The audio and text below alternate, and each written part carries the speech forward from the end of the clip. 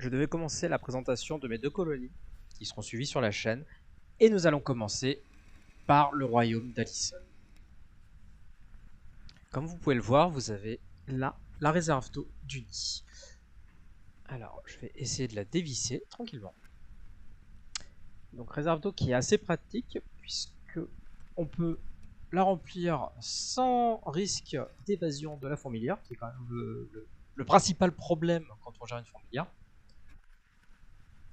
Voilà qui est retiré. Et maintenant, je vais aller le remplir.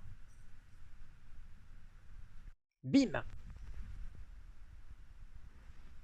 Et à présent, je vais pouvoir enlever le cache et vous montrer la petite Alyson qui se cache dans son nid.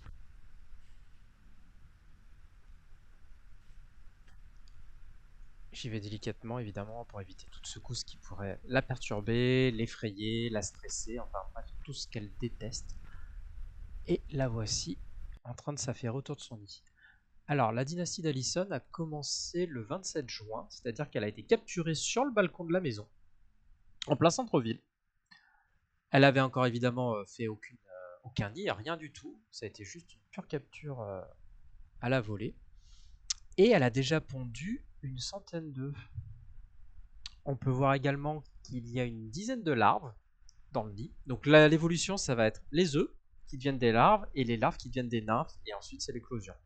Et au rythme où ça va, je pense que d'ici 2 à 3 semaines, on devrait commencer à avoir les premières ouvrières dans le nid.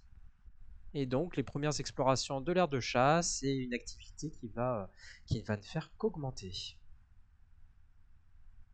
On voit même des petits poils, on dirait, sur la larve. Je ne sais pas exactement ce que c'est. Si quelqu'un sait, n'hésitez pas à me le dire.